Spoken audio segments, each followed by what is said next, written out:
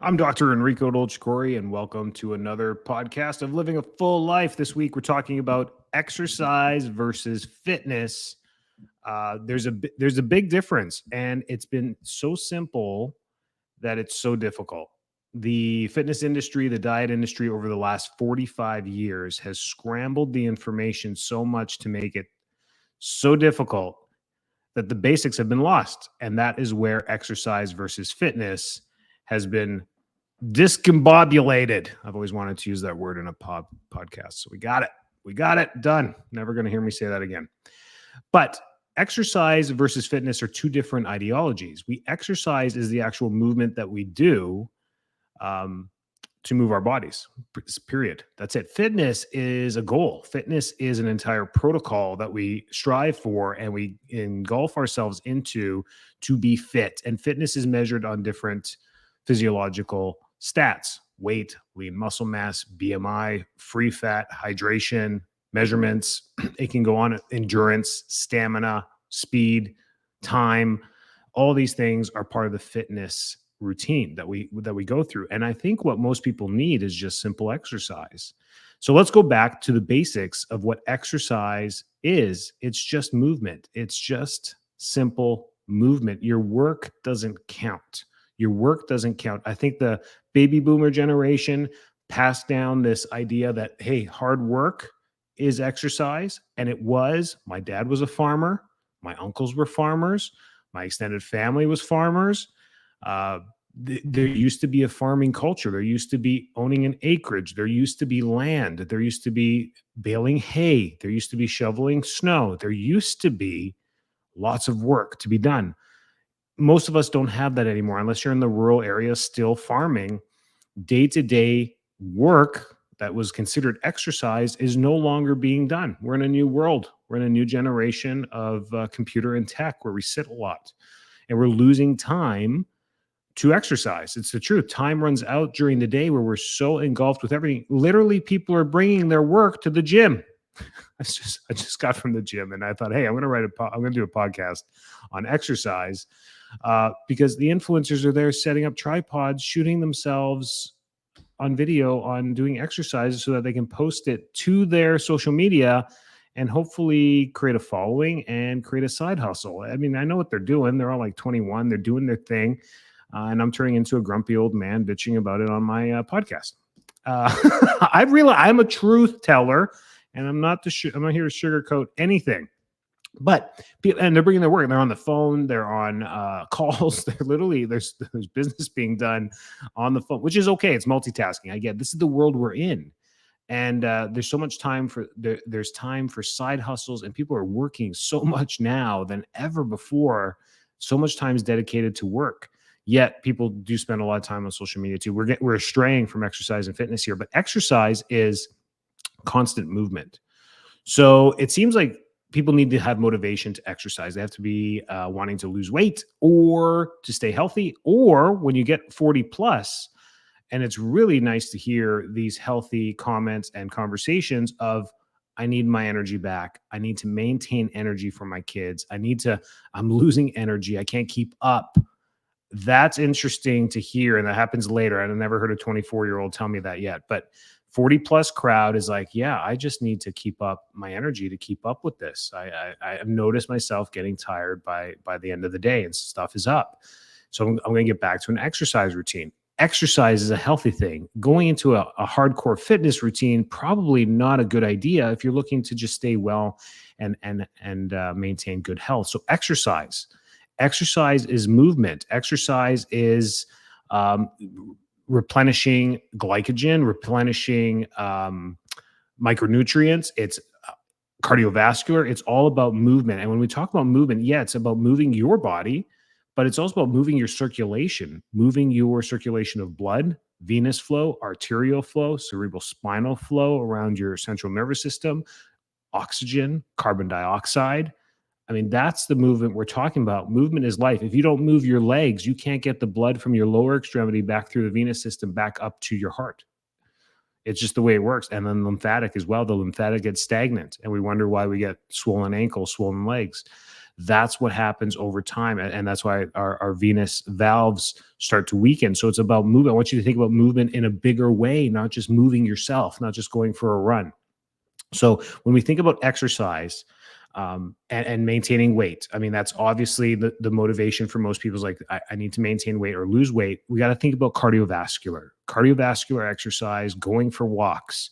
Walking 20 minutes 4 times a week reduces the risk of breast cancer by 50%. I'm going to repeat that one more time. Walking 20 minutes 4 times per week. That means getting outside, going outside, walking 10 minutes away from your home, and then turn around and come right back, reduces your risk of breast cancer by 50%. Just by doing that. Why? Because we're getting oxygen and blood flowing. Simply. Doesn't have to be a hard sweat, doesn't have to be anything. So that's cardiovascular. Then, of course, jogging, running, cycling, swimming, those all work as well to improve cardiovascular health. That's movement. That's what counts there. Strength training, just going and lifting some light weights or light bands or light pulleys to activate different parts of your body in a cyclical pattern. So if you're going for upper body day, you're doing, 2 exercises for your chest, 2 exercises for your back, an exercise for your arms. That's a great workout right there. Using bands. You can do this at home. So moving, jumping jacks, squats, burpees. These things are ways to get your heart rate up, elevated quickly, and then resting in between. So getting on the floor doing 10 burpees or 10 push-ups or 10 crunches or 20 jumping jacks. Doing that elevates your heart rate very quickly, and then you just rest for 60 seconds and repeat again and just switch different exercises as well. That's called a HIIT exercise, high intensity interval training. That's one.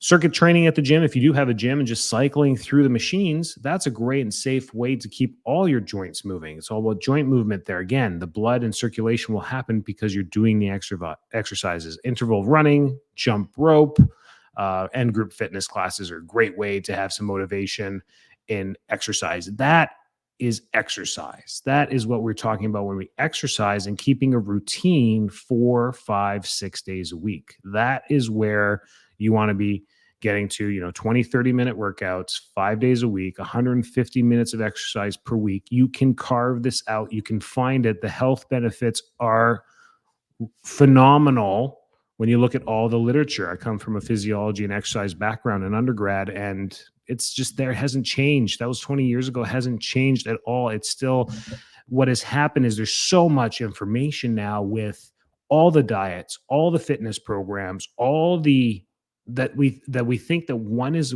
more correct than the other, but they're all repeating the same thing in a different way.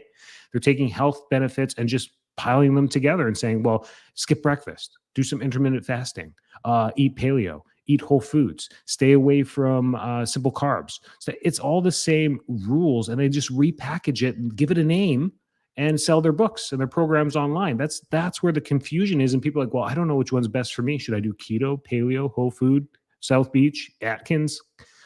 I'm like, you're talking about the same thing over and over again about food and diet, that you're forgetting to exercise. You're forgetting to exercise. Hey, doc, should I do the starvation diet? You probably won't be able to exercise if you do the starvation diet. Don't do the starvation diet.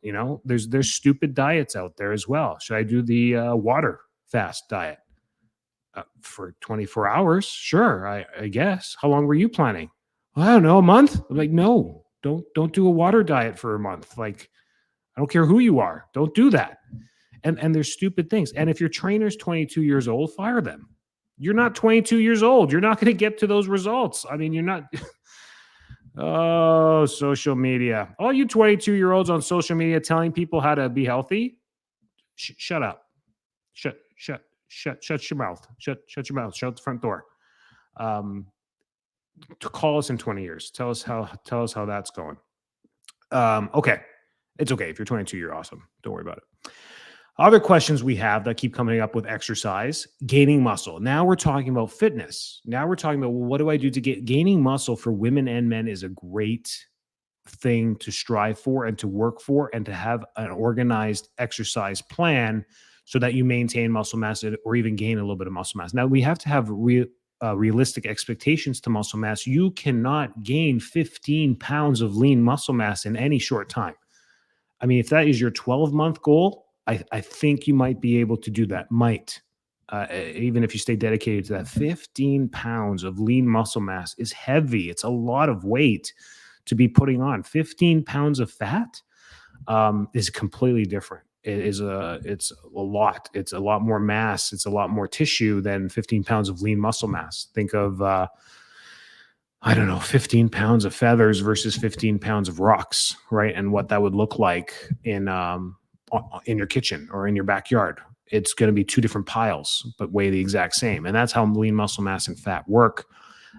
So realistic expectations of just doing the proper scans, maybe doing a dunk test or a BMI test or a lean muscle mass test through laser or the water test or whatever it is, having an accurate test. A lot of these machines and Apple Watches and these things are pretty close. They're pretty accurate. You can see whether you're gaining or losing mass. But let's get back to exercise. It's really compounding exercises that helps develop muscle strength and muscle mass. And these are getting to the gym. These are lifting weights, doing resistance type exercises to help strengthen the muscle. But when it's two different things. When we think about putting on muscle mass, it now becomes a very methodic type of exercise where you're actually putting mental energy into this, so that when you lift the weight or you pull the band, you're squeezing the muscles you're trying to activate and cause resistance in them. That's different than maybe going through a circuit training where you're trying to move the muscles to get blood flow through them. Different. But it's just a mental thing. It's not, they look the same. You wouldn't be able to tell if someone has a goal of gaining muscle mass or exercise. If you look at them and they're both doing the same exercise, one might be doing a lighter weight, one might be doing a heavier weight, but they're both doing different things in their mind. One is just say, I got to get through this workout. Got to do my 45 minutes and I'm out of here. The other one's like, doesn't matter if it takes me 20 or 40 minutes, I am going to focus on each squeeze. And they're writing things down. They're doing other things like that. So compounding your exercise to stimulate muscle growth is really important. The best people are like, okay, well, what do I do? Hack my exercise program for me. Well, there's really no hacks out there, but the best workouts that have more muscle groups involved when you do them are squats, deadlifts, bench press, overhead press, pull-ups and chin-ups, dumbbell rows, dumbbell curls, lunges, and core exercises. So I'll go through each one right now in case that was too fast for you. But squats, as a chiropractor, people joke, oh yeah, you want me to do squats and deadlifts so I throw out my back and see you for the rest of my life. No, that's not the purpose of it, but just don't do them wrong. You got to do them right. So squats, compound exercise that targets the lower body. It has the QLs, it has the quadriceps, it has the hamstrings and the glutes all involved in that. And a squat doesn't have to have a lot of weight on your shoulders. It can have no weight at all. It's all about form, keeping your back as straight as possible and just bending at the knees, bringing the glutes as close to the floor as you can. That's the motion. And as you get down to the bottom, that's called the out. Then you squeeze the glutes and you bring yourself up. That's the concentration with it. If you're just doing exercise, you're just wanting to go through the motions, then doing more reps a little bit faster with your squats and maybe not going as far down is great for exercise. If you're trying to increase the strength of your glutes and hamstrings, then going all the way down, clenching, squeezing the glutes as you come up. That's the motion. It's a slow up and a quicker down. That's it. Same thing with deadlifts. The same thing with bench press. You're bringing the weight down, and as you push up, it's a nice, slow, methodic squeeze of the chest, and then you let go and bring down. Overhead press, chin-ups if you can, or pull-ups. You can do row downs. You can bring the bar down to you. You can use a pulley system for this. You don't have to hurt yourself. Maybe the last time you did a pull-up was when you were 22 years old, right? Got to think about this stuff. And then dumbbells are great to have it around your house. 10, 20, 25-pound dumbbells. Those are great weight ranges for most people. If 10 is a heavy weight for you, then you got your 10s. If 20 or 25 is a heavy weight for you, then you got those around the house. Those are great. And just squeezing, when you bring them up, squeezing the muscle and releasing, squeezing the muscle and releasing. If we're truly looking at physiology and health and wellness, then it's the glutes, it's the legs. We want these big, large muscles to maintain as much mass as we possibly can for as long as we can through our life, because that's where everything's at. Core is important as well. Losing core strength is what leads to the cascade of lower back pain, sciatica, stenosis, disc herniation, disc bulges, and the list just goes on with repetitive injury in the low back. And that's where people run into chronic low back issues, is because the core continues to get weaker and weaker and weaker each decade as we go, because we're just not utilizing the core anymore like we used to. So core exercises are really important. Include planks. Planks are my favorite. Planks are just methodic. You're standing there. You can keep your knees on the ground if you like when you start, and just doing the plank, timing it on your watch, trying to get to 15 seconds, then 30 seconds, then 45 seconds, then 60 seconds, maybe up to 90 seconds. That's very difficult to do. Russian twists, cable wood chops, lawnmowers with pulleys or weights, kettlebells, whatever these things may be. It's not about extreme weight. It's about methodic movement. Wow, there you go. Big PSA there. So exercise versus fitness, two very different things. When we think about them, there's lots of resources. I'm going to be nice now. Resources out there for you, but it's caused so much confusion for everyone because of the vast amount of information that's out there.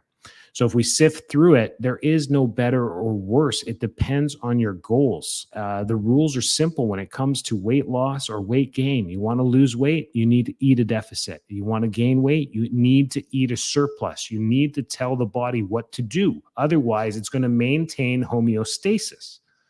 Some of us are happy with our homeostasis. Others are very disappointed with our homeostasis, wondering why we feel the way we do, why we don't function the way we used to. It's because our homeostasis is off of balance. We don't have the stasis, right? Sorry, we don't have the homeo. It's all static. Everything's staying status quo, and we're not happy with the status quo. Our pH is too high. Our pH is too low, whatever it may be. And things can grow. We can have candida. We can have SIBO. We can have all the flora starting to grow in our body. We can have bacterial infections. We can have chronic bacterial infections, viral infections, and we just wonder why we just run into this cycle of doom and gloom. It's a negative feedback loop, and we're trapped in it, and we're living it. And I hear you guys, we want to change that. And in order to change that, you need to tell what the body to do. There's no such thing as biohacking. You cannot hack what has been created. Okay. This thing is a machine that we still do not understand. God created it. The universe created it in its own design.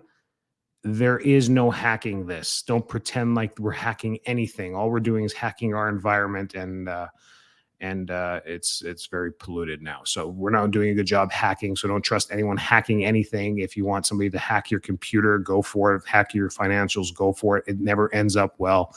You're gonna be very disappointed. Don't hack your biology. There's no such thing. It just works in a certain way. Want to lose weight? You got to know your BMI total caloric intake, and minus that by about 300, 400, 500 calories per day, and move that way. Stay out of the processed food section, because those things do not count. As soon as we start eating Oreos or Twinkies or ice cream, these things are just invalid nutrition voids that you cannot fit into your diet. You just can't. If you need a treat or anything at the end of the day, and you're truly eating well, and you're measuring stuff, and you got 250 calories at the end of the day, and you look at that vanilla ice cream in your fridge, and it says 240 calories for a scoop, and you look at it and you're like, yeah, hey, no fat today. I need a little bit of carbs. You can have ice cream. You can do it. You just got to keep track of this stuff. And if you need help, there's great people out there in the fitness industry that actually know what they're doing. You just got to find them in your communities, and they're there. Hopefully that helps. Exercise versus fitness. Figure it out what you want to do. But either way, you got to do one or the other. You got to be moving your body. 150 minutes of movement per day. Go enjoy the outdoors. Do it. Stay well. Stay fit. Stay healthy. See you next.